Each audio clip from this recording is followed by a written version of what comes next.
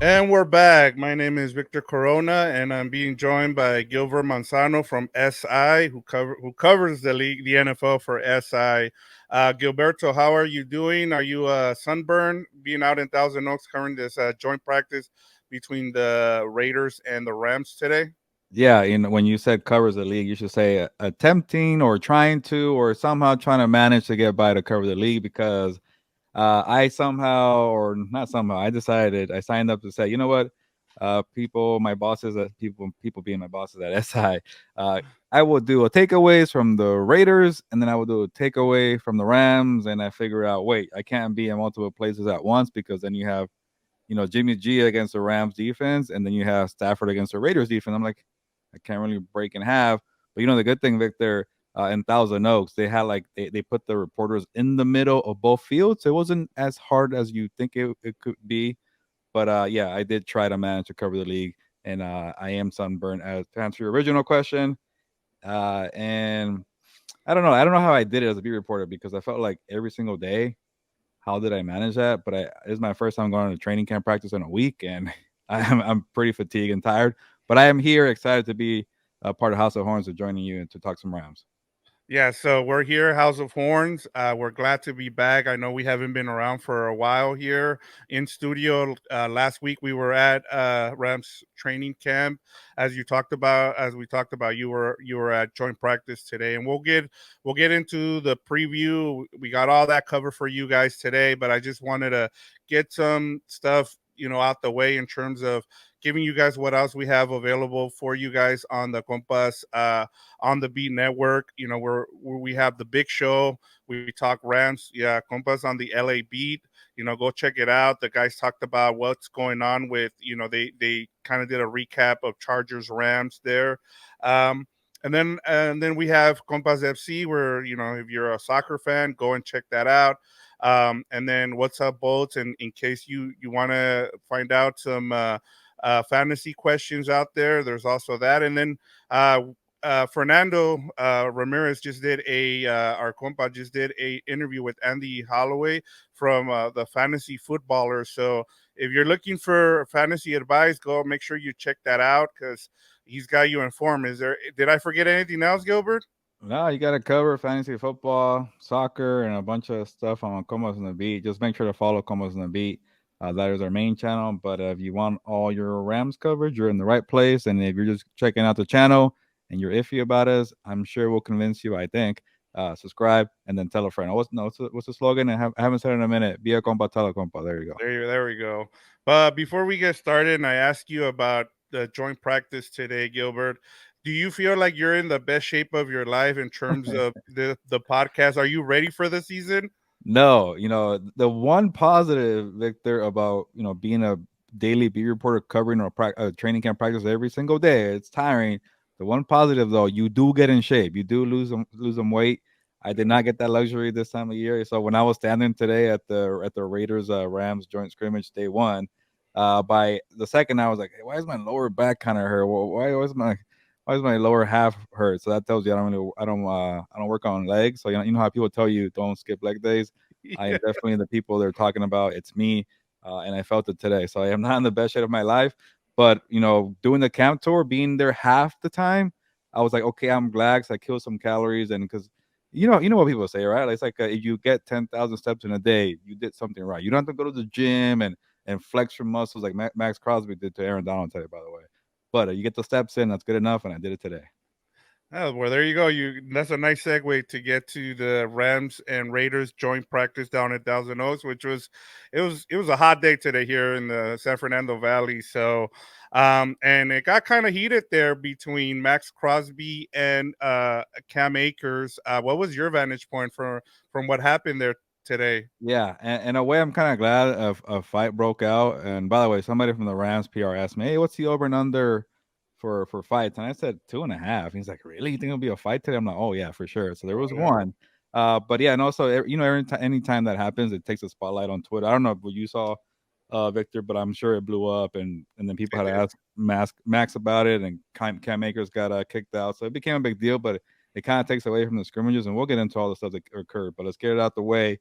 So from what I saw, from my point of view, was I saw a really big white guy. And I should have guessed right away, but like it's Cam Akers. He's a running back, and like, what's the defensive end doing way over there? And then I realized, oh, that's Max Crosby. And you know how what he does playing the head games, and like Yep. there is no turn off button on this guy. I feel like you probably might know this, Victor. Like when he's away from the football field, he's probably the same dude. Always a bunch of 100%. energy, 100% rah rah rah kind of guy, and he was just screaming the whole time today. So I shouldn't be surprised. He went down the field to chase Cam Akers. The play was long dead, but he went over there, knocked the ball loose, and I guess Cam Akers got really annoyed. That tells me something must have gone on before that to get in his head. That you can't just start swinging on a guy because he knocked the ball out of your hand. So something must have happened to agitate him, and that was like the last strike. Okay, enough of you, Max Crosby. And that's kind of where I started looking more. I saw the punch that Cam Akers threw at Max Crosby. Uh, Again, why are you throwing a punch when a guy has a helmet on? You're only doing damage on yourself. And then a couple more swings occurred, and then the whole, like in baseball, both sides come in, and some of the Rams coaches were pissed off. But I'm like, I get that Crosby is doing the head games, and maybe you're a little mad, but your guy just pretty much, fell into the trap, right? Like you fell into the mental games, so Yep. you should take the L, and that's what happened. And Sean McVay said, "I don't care who started, you leave my field," and they kicked out Cam Akers. I saw him walking off with his helmet, and then a couple seconds later, Max Crosby's on the sideline, just providing more leadership, encouragement, rah rah rah, because he won the day with the head games. Yeah, and I was reading that the Raiders weren't having a good practice until that happened, and it sounds like Max Crosby just decided, you know what, I'm gonna make things better for us. But another thing that kind of as you talked about that, you were asked whether there was going to be a fight, and I mean, if you without even asking me, I would have told you yes, because the last time these two teams faced off in scrimmage, there was three fights, I think, and nothing got accomplished. And I think one of the rules that I've been hearing from McVay and then also McDaniels, I think McDaniels kind of, he wasn't going to kick Max Crosby because out off the field or out of practice, because then he would have had to go and be in the bus in the hot weather today.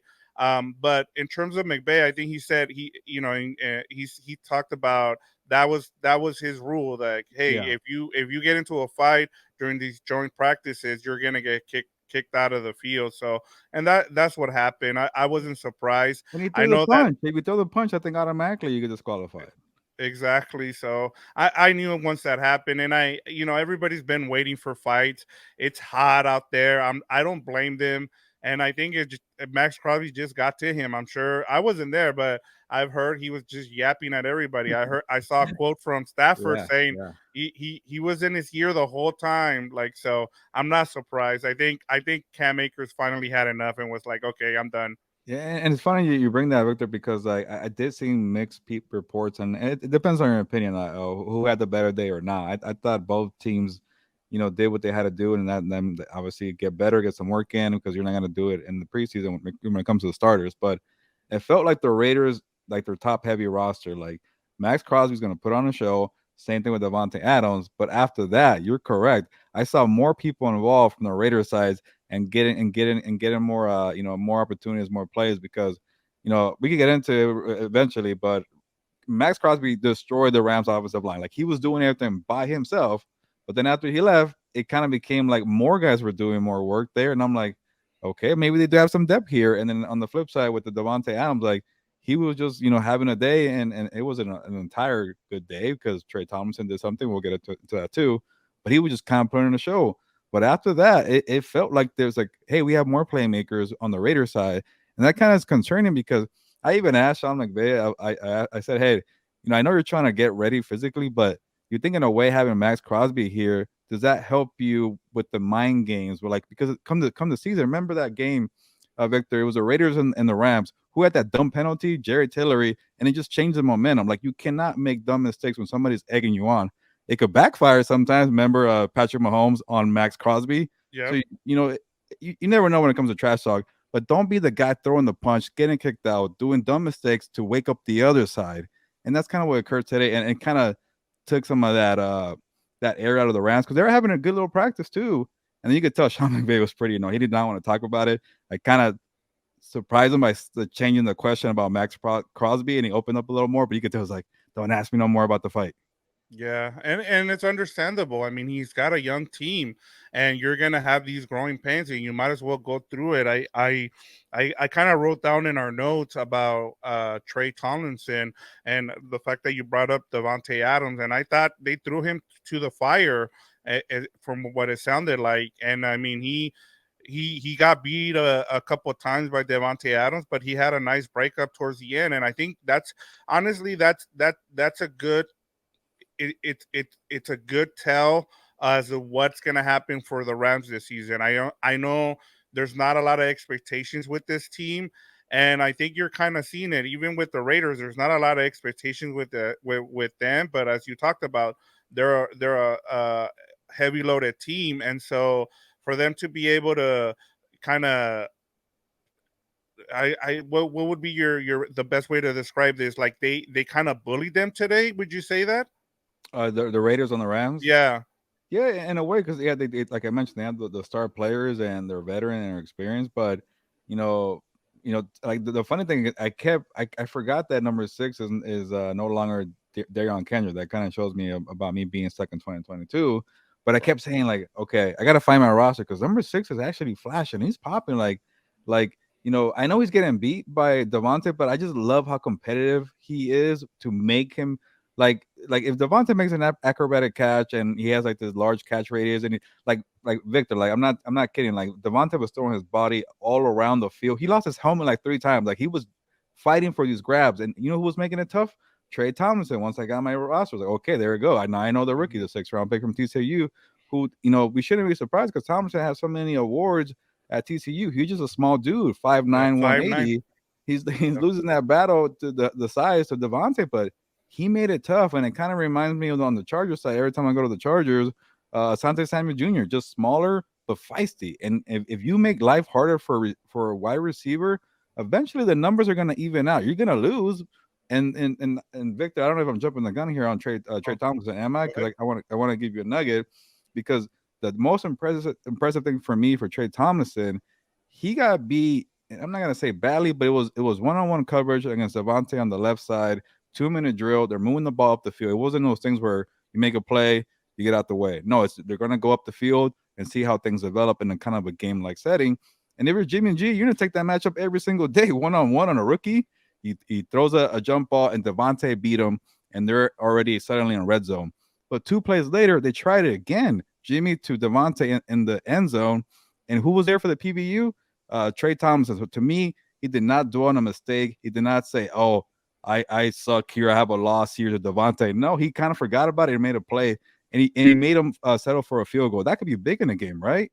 Yeah, exactly. And I mean, that just shows you I really respect that. And I know, look, the Rams are shorthanded in terms of their talent right now.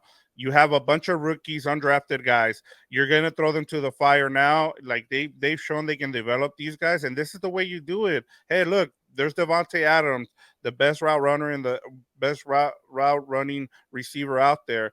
Go put him out there and see what he can do, and then go from there and then coach him up. And this is where, like, some of the quotes I've seen from McVay and Raheem Morris have been good, like really good quotes in terms of, hey, we're trying to coach these guys up. We're trying to develop. Like, we're here. This roster reminds us of 2017 because we had to develop. Our late round picks, our rookies, and in order to get back to the Super Bowl, you're gonna have to do that.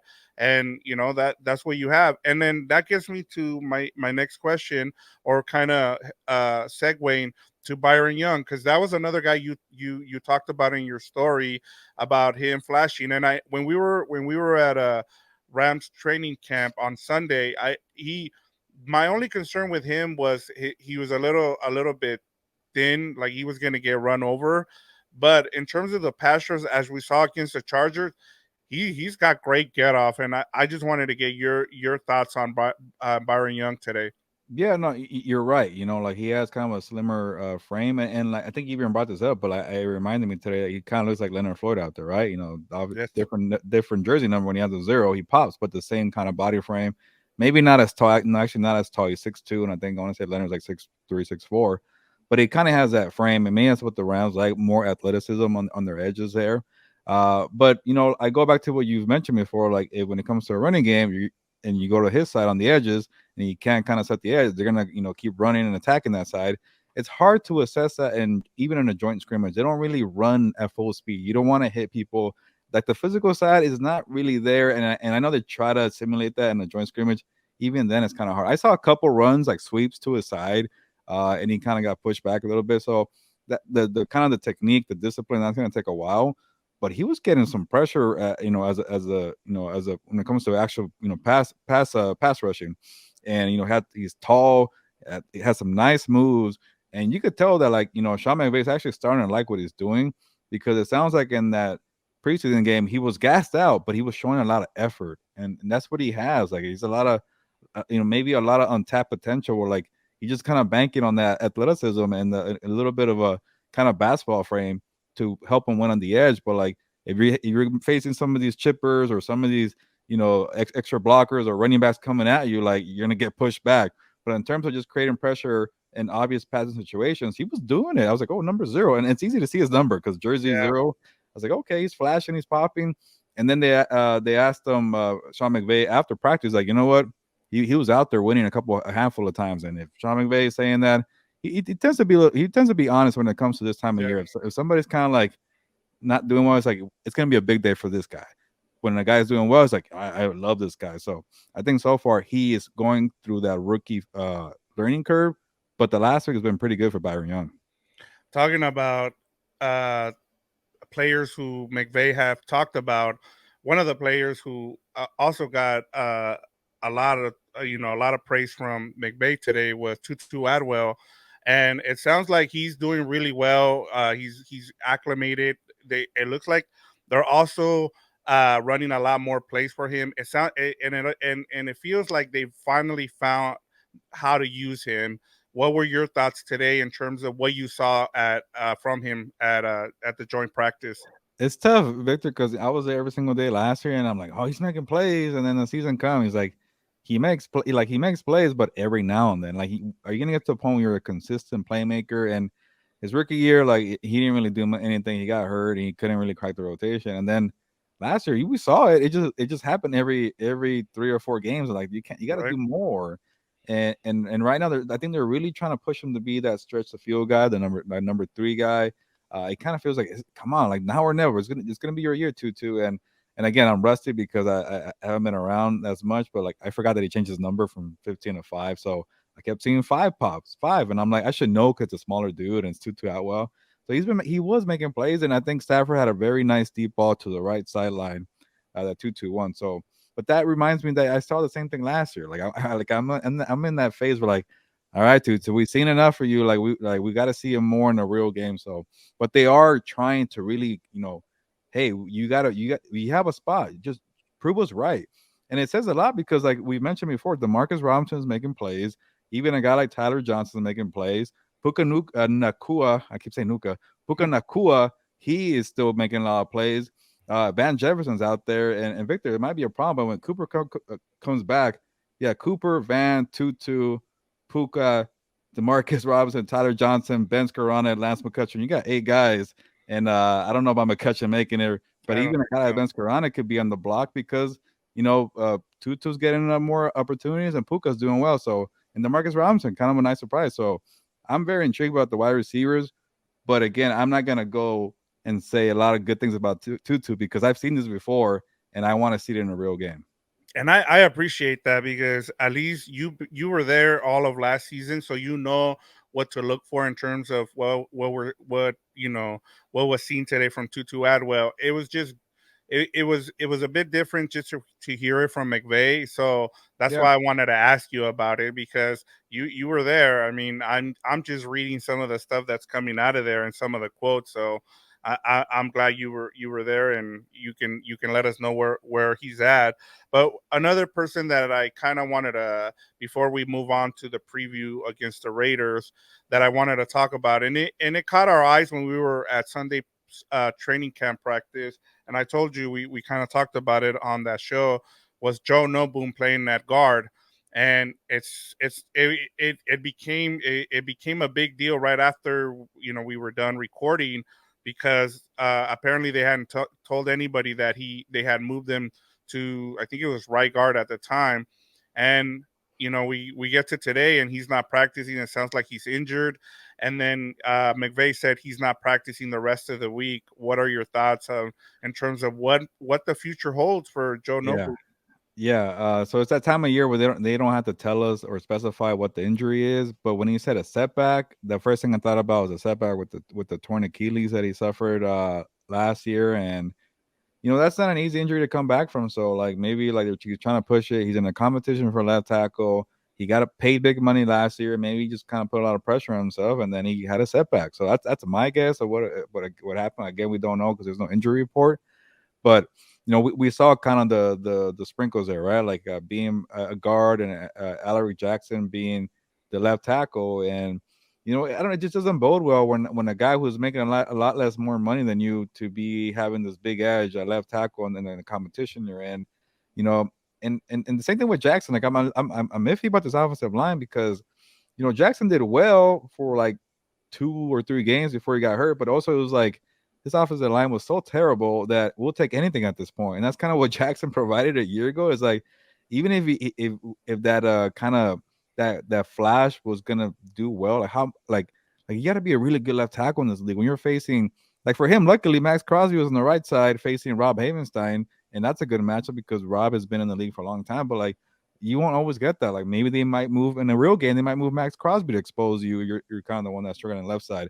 But that's more on that's me more kind of focusing on Alaric Jackson. But for Joe Noteboom, like I don't know. Like I think at some points, like, you know what, he got paid. That's a L on us. He's not ready for the job, and then you can't wait for the guy either because if his injury is gonna take him a while. And maybe at some point you got to be like, you know what, just take your time, no boom, because right now we got somebody else. We can't keep waiting for you, and let's see what develops. So that kind of feels like a pause button being set here by Sean McVay. And it makes sense, to be honest. I mean, look, you're talking about someone who's over 300 pounds here, and he's coming off an injury with the Achilles. It takes like, and I know a lot of people and fans, always talk about, well, why isn't he back? Well, why isn't he? And this is why it's really important to tell people, hey, it takes time for a lot of these injuries, whether it's an ACL with a running back. For big guys, any foot injuries, you have to be careful. You have to make sure that you take your time, bringing them along. And I think that's the case here. And in terms of what happens to him going forward, you just honestly, he took a pay cut. At this point, you need help along the offensive line. So whenever he's available, you try to use him, and then you figure it out next season, and because right now, you're trying to move people around. You got Logan Bruss trying to play, on the end there. And then you have, at least the one good thing I'll say in terms of the offensive line, Steve Avila looks the guy. You're not you're set there. Wherever you put Steve Avila, he's at guard, whether it's right or left guard, you're gonna be fine there. But you that offensive line as today was kind of a problem from what I read, in terms of Max Crosby was right on Stafford's ear, which is not something you want to hear, and that kind of gets us, before we move on to preview this matchup. I just wanted to get just your biggest takeaways in terms of this, like, just macro, in terms of what you got from today's, whether it was with the Raiders, with the Rams, just your overall biggest takeaway from today's joint practice. Yeah, I mean, I could probably say I'm playing about both sides, but I know it's a House of Horns show, so I'll keep it to Yeah. the Rams. And even we could say all these good things about Stafford looking much better than a year ago. Like his arm looks better. He's well rested, and he needed that surgery. Uh, he might have more weapons besides Cooper Cup and Tyler Higbee. And by the way, Higbee was making more plays. They still need help at the second tight end spot because Bryson Hopkins had a couple of drops today, so I don't know that experiments are going to work out. But it's going to be a whole lot of Higbee and Cup. And even a year ago, I kept saying like, "Hey, they actually have some wide receivers," and that didn't develop. But it seems like maybe like Puka's like the more of a real deal than whatever McCutcheon was a year ago. Like that was kind of like a flash in the pan. I'm not gonna take anything away from McCutcheon. It was a great preseason, but it was preseason. He couldn't do the things that they wanted him to do in special teams. But it seems like Puka is a very physical guy who has more tools in the toolbox. So you got wide receivers. You had a healthy quarterback, and then you hear that it's the cats being fed right now. And then you have a pretty solid 1-2 punch at running back, Cam Akers and Kyron. You got a rookie too that came in for running back. So all that sounds good. And you have the head coach who's calling the play, Sean McVay, who's very good. It ain't gonna work if the offensive line is just as bad as last year, and that's what I Yeah. keep going back to. And that's why I really wanted to watch. Okay, they're gonna face a premier edge rusher and Max Crosby. Yeah, he doesn't have a lot of help. I don't know if you caught up with. I've been trying to figure out, but I didn't see Chandler Jones out there. Vic, maybe you know more than I do. Uh, Tyree Wilson was activated from the NFI list, but he did not participate in team drills, from what I saw at least. So it was just one dude out there, and you still got worked pretty badly, and that was on your best guy, Rob Havenstein. And again, no knock on Havenstein, Crosby is a real player. And then when he went out, the other guys on the Raiders stepped up. I can't even name the guys, but they show some depth there. The interior got some good push too. So yeah, it wasn't just a Max Crosby show, but that kind of makes me feel like this could go south real quick if this offensive line isn't better. But to your point, Avila is supposed to help out. I think the reason why a guy like Brian Allen's not really playing over Coleman Shelton because they really like Tremaine Ankrum. Like they like Ankrum and they like Avila. So that means you feel better about your inside guys. You got Rob, and we'll see what the left side is the one that really worries me. But they're supposed to be better. But if they don't get the offensive line figured out, or at least somewhat better than last year, it's going to be a long year. And that's what I always keep going back to. And I know last year, I think you kept saying, Victor, we're kind of ignoring all the pieces they lost in the offensive line from their championship squad. And sure enough, it fell apart, but also injuries played a factor. And if guys are healthy and they're available, maybe that could be enough. Yeah, and I mean, in terms of what I read, I think my biggest takeaway is they're gonna throw these kids into the fire, and they're gonna see what they have, and that's the way that you're gonna build this team. And I think in terms of for Ram fans, that's something you can build on because as you talked about, they have a hard schedule out the gate, and so you know they need these kids to develop right away. Which is whether you think it's fair or unfair to do that, that's just the reality of the NFL.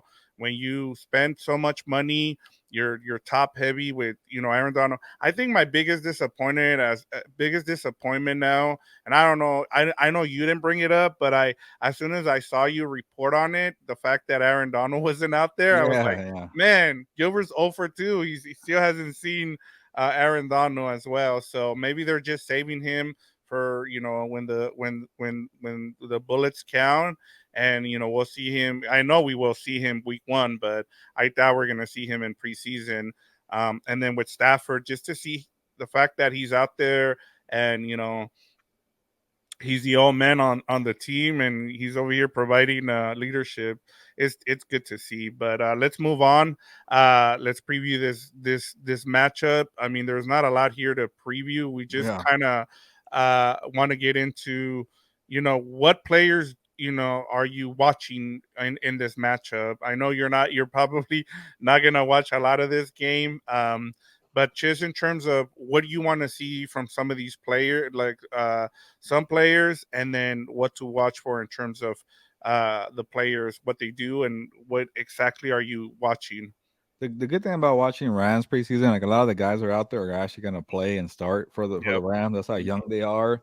And I'm glad you brought up the Aaron Donald thing because like I was disappointed that I didn't get to see how does this young defense look where Aaron Donald playing against another first team offense. And that was the Raiders coming in like, okay, we're gonna see like what's the real kind of thing. And in a way, I kind of felt like, what, maybe this is better because you can't always rely on Aaron Donald to bail you out. Yeah, he could take away blocks from you.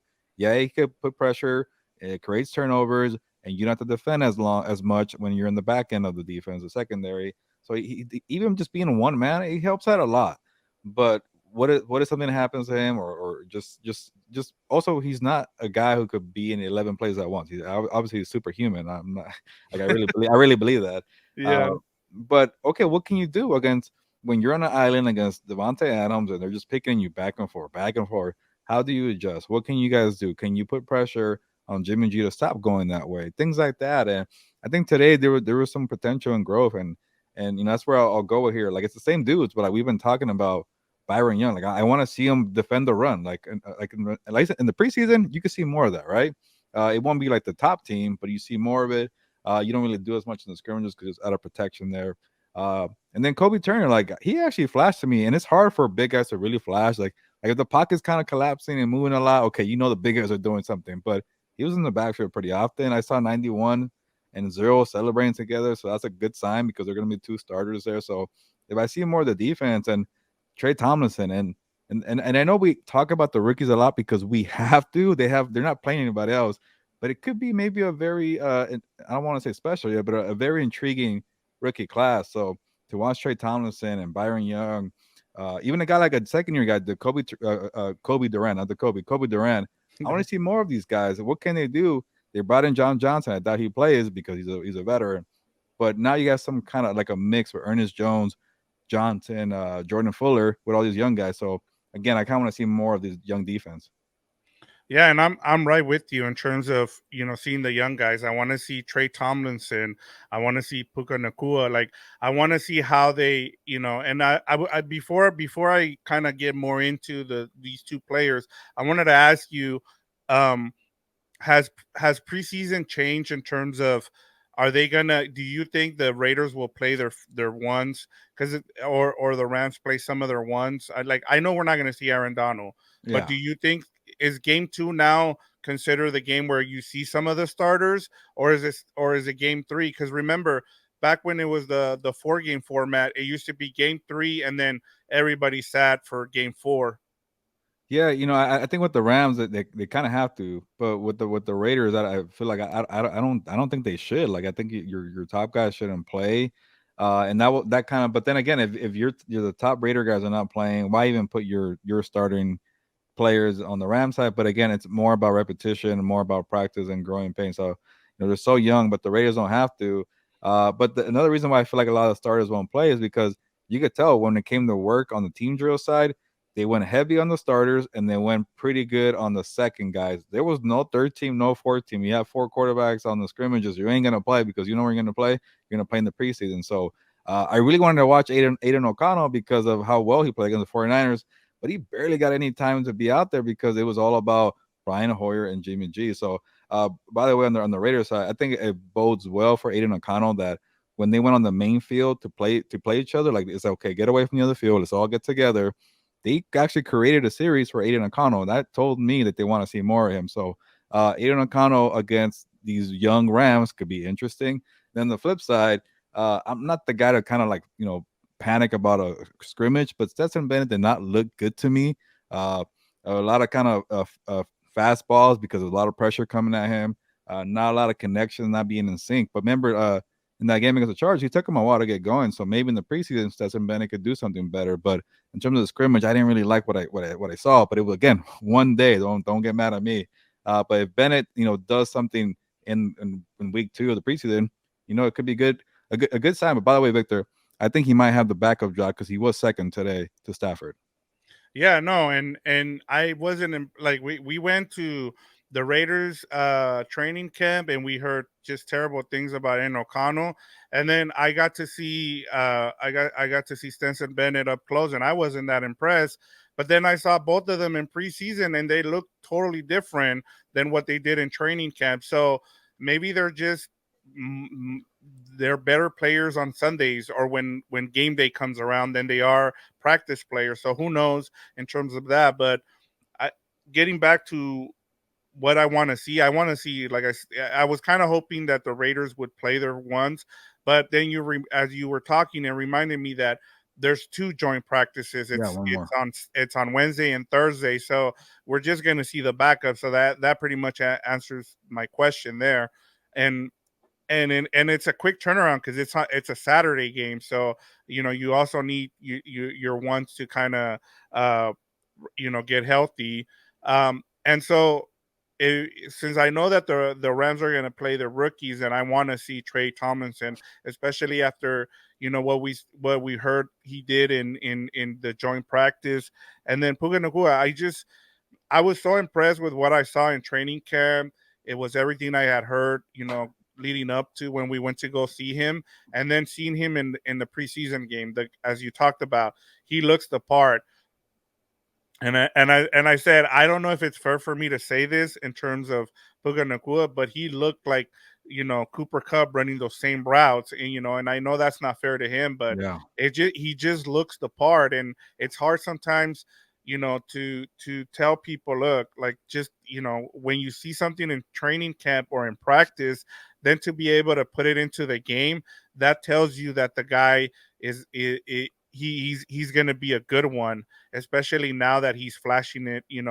And as you talked about, there's a difference between what he's doing and what you saw from last McCutcheon. So that tells me that, hey, the Rams have a good one in Puka Nakua, and so I just want to see him continue to develop, keep putting tape out there, and just being able to learn. And I thought one of the things that really caught my eye was every time he went to the sideline, he sat right next to Cooper Cup. And he was just either listening to him every time he talked, he was like just listening, or he would have something to say, and he'd be like, I was here, I was there, and what do I do if I go here or if I go there? And to me, that just tells you that the guy is hungry and he wants to learn. And especially when you see that from a rookie, that's really good to see. And then Cooper Cup, credit to him, and like, he could be like, look, I don't need to teach you anything, but he's trying to be a leader. And he, like, I sometimes you forget that Cooper Cup hasn't been in the league that long, but he's a veteran now and he's there to teach, and he's hurt, and so he's providing leadership. So that's cool to see. Yeah, and it's kind of like a similar background because like what was that Cooper Cup, a third round pick out of Mm-hmm. Eastern Washington, got overlooked, but he set a lot of records, right? But people somehow counted him out. I guess a white wide receiver maybe gets overlooked sometimes. And then when I actually had the story on SI about Puka being a guy who impressed me, SI tweeted it out, and a lot of BYU fans saw the story and they're like, yeah, man, he only got overlooked because maybe he had a couple injuries. Like this guy would have been like a for sure second or first round pick. I'm like, oh, okay, I had no idea about that. That he has been impressing ever since BYU. And the thing with Puka, man, like, yeah, he has that story to be hungry, but not only does he have the physical gifts, because yeah, he has size, natural hands, he could run routes. That's gonna help you a long way. But the biggest thing that Sean McVay wants to see is like when you play 11 personnel, can you get the dirty work, the The blocking? blocking. Can you get that down? And when he has that size like that, like it helps out. Like that's things that McCutcheon couldn't, fine tune in his game. To like a guy like Ben Carana, he keeps getting opportunities because he knows how to play special teams, and he is a physical guy when it came to being the fullback, the dirty work, right? But now Hmm. this guy actually could, like Cooper Cup, Robert Woods, right? Remember Robert Woods? He could Yes. do a lot of dirty work, but he actually could make the plays. And that's why I think Puka jumped kind of the depth chart to guys like McCutcheon and Ben Skoranek, even the guys like DeMarcus Robinson, because he does the dirty work. And again, I'm not like the expert here, and it hasn't been like a big sample size, but now I want to watch this guy when it comes to run blocking. He's doing his job because that's the reason he's going to play. And that's why if he's with the ones right now, before Cooper got hurt, I heard he was still with the ones. That tells me he's blocking. Yeah, and honestly, I can't. I now I'm like excited to see them both on the field, and where do they put Cooper Cup, and where do they put Puka? Like, one of my biggest concerns for this Rams offense, and one of the reasons I wanted them to go when free agency hit, and we knew that what was his name, the former 17, I'm blanking on his name. You just brought him Oh, up. Robert Woods, yeah. Yeah, Robert Yeah, I Woods. When forgot. Robert Same number. Yeah, you're right. Yeah, yeah. When Robert Woods became available, he got cut by the Titans. I figured he'd sign with the Rams, and it'd be a perfect marriage. And one of the things, the reason was, because you're the one that caught on to this, and you told me about this, was, hey, the reason that Cooper Cup had his great season was because Robert Woods was doing all the dirty work. Guess who they got now? It's Puka Nakua. If he's able to do that dirty work, then you have, like, in terms of fantasy, and if Cooper Cup can stay healthy, you might have a great season from him. So that's another reason why you want Puka Nakua on the field. And I don't know what's going to happen with Van Jefferson. He's running out of opportunities, Yeah. but Puka Nakua has a great chance to stick with this team and be productive and help out this team in year one. It does feel like Victor, like it's a make or break year for Tutu Atwell and Van Jefferson, Yeah. and I'm not saying the Rams are gonna hand them an opportunity because they want to see what they have, but they are getting opportunities, and I always see them out there with the ones, and I get Van is a good player, but like, I gotta see more, be more consistent, and maybe because the year that I covered the Rams, he was hurt for half the year, and then when by the time he came back, this offensive line was terrible, and he couldn't really get in the flow of things. He got a different quarterback in Baker Mayfield. Actually, every week, pretty much, John Wolford, Bryce Perkins, but I don't want to scare Rams fans. That's last year. It's in the past. But those two guys, man, they got to make it because right now a guy like Puka, man, he's gonna take your spot, and I wouldn't be surprised come October. It's Cooper Cup 1, Puka number 2, and Higbee's gonna do his thing. And if you're 2-2 and Van Jefferson, you're probably asking yourself, what can we do to stay on this roster for next year? Yeah, it's going to be tough, especially and I mean we don't want to get ahead of ourselves here, but the Rams are going to have a bunch of cap space, and they're going to be able to go and fill those holes in free agency, especially if some of these rookies and some of the guys who've been around don't work out. But we've done a good job of kind of talking about and previewing this matchup between the Raiders and the Rams. I know there's not a lot, but it's given us an opportunity to, especially with all the rookies and the undrafted guys that the Rams have, to be able to kind of cover these preseason games, because otherwise in the past there hasn't been a lot to talk about. But is there anything else you want to talk about here with the Rams, Gilbert? No, I'm glad I went to the first preseason. I'm sorry, the first joint scrimmage and not the preseason because you see more in the joint scrimmage. I I agree. saw a whole lot today, and I felt really informed. And that's why I was, what, let's get this House of Horns episode knocked out. I have some good information in my head. I don't know how long I'll keep it there, but the season's around the corner, so I'm going to be watching a lot of Rams, even if I'm not there every single day. I'll try to make as much as I can, but that drive from where I live in the valley to Thousand Oaks ain't bad, so I'll try There to you make it go. out there. And I saw there was a lot of cars today there, and I'm like, I wonder why, because the scrimmage. So like it was, I got there a little late because I don't live that far away, but I'm like, yeah, I should have got there early for the practice for the parking. But overall, it was nice to be back in Thousand Oaks, and we'll see what they have when they move to Woodland Hills. But it's not a bad drive to TO. Yeah, and hopefully next time you go, it's not as hot, because it Yeah. was in like 105 somewhere in there. So, Yeah, but at least and up there it was a little cooler, maybe like in the low 90s. So it wasn't as bad as like, out here in the valley. But you did feel it like it's funny because I get there and the first thing I did is like I know for sure Jordan Rodriguez from the Athletic has sunscreen because I forgot it. oh Or yeah, actually I didn't forget. I didn't run out either. But at one of my stops on my camp tour, you can't have sunscreen, I guess, on your suitcase because I have it on the plane. They made me throw it out, and I just forgot to oh buy wow. more. And I'm like, oh man, I know I'm already pretty dark skinned. I'm brown here, but I don't want to get a shade darker because I think I'm maxed out here a little bit. Well, there you go, guys.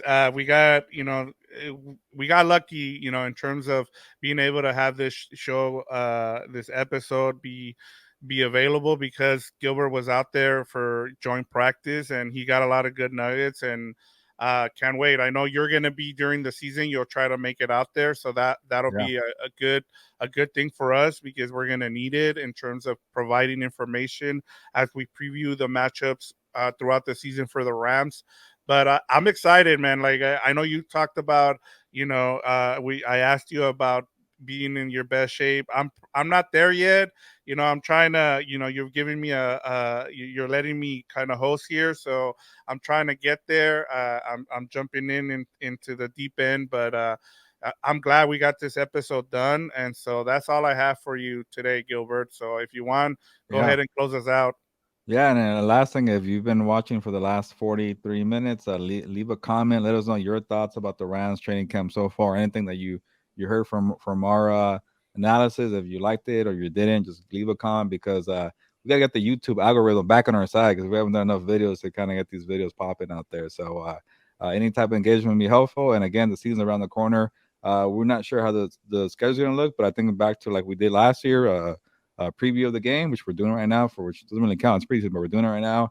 We'll try to figure out how to recap the game, but I think two shows a week, we could definitely do that. I make it happen here for House of Horns because we really enjoyed ourselves. But on that note, let's get on to week 2 of the preseason. Ya nos vamos, pues vámonos.